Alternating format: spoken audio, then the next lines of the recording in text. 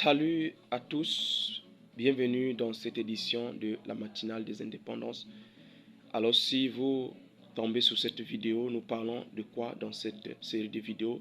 Nous parlons de la seconde et vraie indépendance de l'Afrique nous sommes en train de faire donc un commentaire de ce livre, La seconde et vraie indépendance de l'Afrique, du Panda Diazole, qui est un livre de pasteur Espoir Moukala Mandelou. Donc si vous me découvrez dans cette vidéo, je suis Espoir Moukala Mandelou, pasteur de la communauté La Mission Évangélique du Midi pour le monde, auteur, écrivain, compositeur et j'ai plusieurs autres casquettes. Alors, dans cette vidéo, j'ai décidé de vous faire le commentaire de mon livre afin de vous exposer les vérités qui sont dans ce livre, parce que je crois que c'est par la littérature consciente aussi que va passer la délivrance de l'Afrique.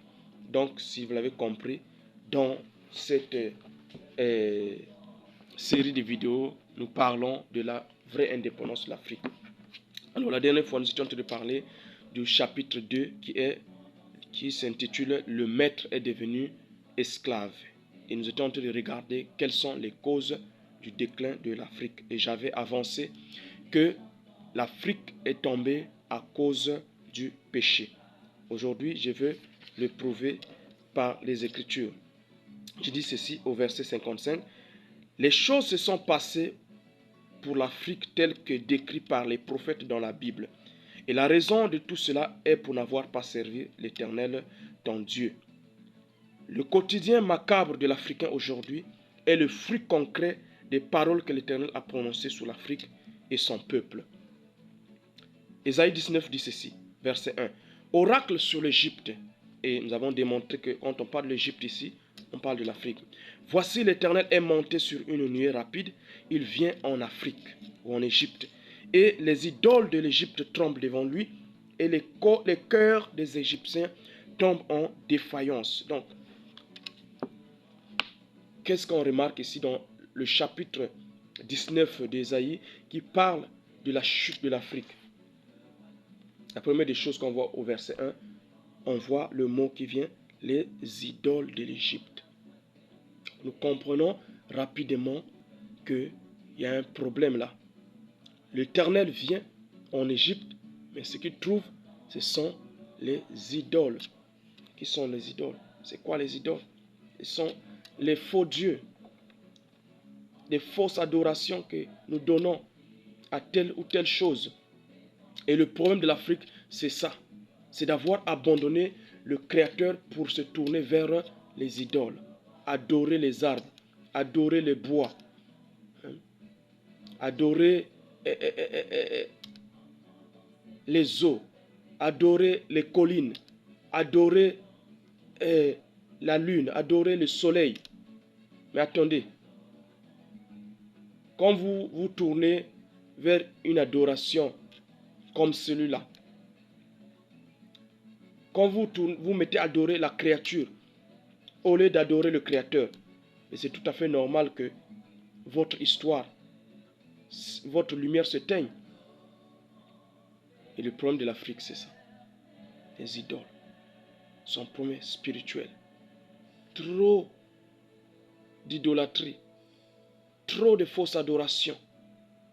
C'est pourquoi Dieu a trouvé bon de précipiter l'Afrique dans la chute, dans le rabaissement, parce que nos ancêtres l'ont abandonné pour se tourner vers les idoles. Je dis ceci, le problème est les idoles d'Égypte qui excitent la jalousie de l'Éternel. Chaque fois qu'un peuple se livre à l'adoration des idoles, ce peuple devient sans foi ni loi et tous les plans de l'existence dégringolent. Sans foi ni loi, le peuple est à la merci des antivaleurs, désignant l'ensemble des comportements contraires à l'éthique morale, professionnelle et politique. Vous voyez le problème de l'adoration des idoles. Lorsque le peuple se met à adorer un Dieu, adorer des idoles, des dieux qui ne sont pas vivants, qui ne sont pas le Créateur, rapidement, ce peuple va tomber dans les anti-valeurs. En fait, ce qui précipite le peuple dans la chute, ce n'est même pas que Dieu veut, il veut venir vraiment faire quelque chose, les imposer cette chute. Non, mais dès que vous n'adorez plus le Dieu vivant, vous-même, vous allez tomber dans les antivaleurs. Et dans les antivaleurs-là, parce que vous devenez sans foi ni loi. Vous devenez un peuple qui vit dans une jungle. Et quand les antivaleurs sont là, c'est normal que la société dégringole. Écoutez ce que je dis ici. Quelles sont les antivaleurs qui se lèvent dans un peuple lorsqu'ils adorent les idoles? La corruption. Parce que quand on adore le Seigneur, l'Éternel vient avec une loi. Il vient avec une foi qui va réguler ces choses-là. Mais frère, quand vous adorez le bois, quand vous adorez les montagnes, quand vous adorez les esprits des eaux, ils vont réguler quoi? De vous à moi.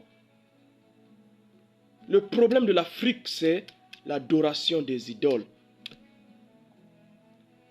Quand on adore les idoles, on tombe rapidement dans les anti-valeurs. Parce que on devient un peuple sans loi ni foi. Et les idoles, là, ne peuvent pas réguler les mœurs du peuple. Il n'y a que la parole vivante de Dieu qui peut réguler les mœurs d'un peuple. C'est là où l'Afrique, si elle veut revenir au sommet, elle doit retourner à la vraie adoration. Et nous allons parler dans les chapitres qui vont venir de l'indépendance spirituelle. Écoutez ça. Les antivaleurs, la corruption, le vol, la paresse, la négligence, les divisions, le racisme, le manque d'intégrité, le manque de professionnalisme, la discrimination, le harcèlement, l'absence de la transparence, le manque de respect, le manque de responsabilité, le manque de collaboration sont parmi tant d'autres antivaleurs qui, lorsqu'ils sont présents et non traités, finissent par précipiter un peuple dans le noir, dans le chaos. Vous voyez? Aujourd'hui, ce livre, c'est l'intelligence, frère. Je viens vous apporter l'intelligence divine afin que nous puissions sortir du trou. Écoutez, dans ce livre, je vais vous montrer les clés. On ne peut pas, l'Afrique ne peut pas se relever si nous ne revenons pas aux clés pratiques que Dieu donne par sa loi, par sa parole. Écoutez, et la seule foi en Dieu, et seule la foi en Dieu et l'obéissance aux commandements divins qui ont le pouvoir de venir pallier à ces antivaleurs dans une société. Frère, je l'ai dit, je l'ai redit encore, quand tu sers un bois, c'est pourquoi l'Afrique a eu des problèmes. Parce que nos ancêtres se sont perdus. On doit avoir le courage de nous dire la vérité aujourd'hui. Nos ancêtres se sont perdus lorsqu'ils ont abandonné le Créateur pour adorer des créatures. Quand tu adores un bois et une motte de terre, mais qu'est-ce qui va t'empêcher de tuer ton frère et de prendre sa femme? Qu'est-ce qui va t'empêcher de vendre ton frère? Rien. Attends. Le bois que tu adores ou la sirène des eaux que tu adores, il ne va même pas te changer. Il ne va même pas t'empêcher de faire ça. Il ne va pas t'encourager d'aimer ton frère. Écoutez, frères et sœurs, nous devons nous réveiller. L'Afrique, c'est notre temps. Réveillons-nous. Écoutez ça. Seule la foi en Dieu et l'obéissance aux commandements divins qui ont le pouvoir de venir pallier à ces antivaleurs dans une société. À un certain moment de son histoire, l'Afrique a manqué à cette compréhension et a laissé Dieu et sa parole salvatrice de côté et s'est vue récompensé par la perte de sa capacité de leadership mondial. Loin du Seigneur, le voile vient sur notre existence, qui que nous soyons. Je termine cette vidéo par là. Loin du Seigneur, c'est la nuit.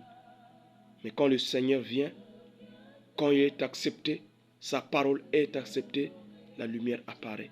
C'est pourquoi je prophétise que la lumière vient sur l'Afrique, parce que la parole de Dieu retourne dans le cœur des Africains.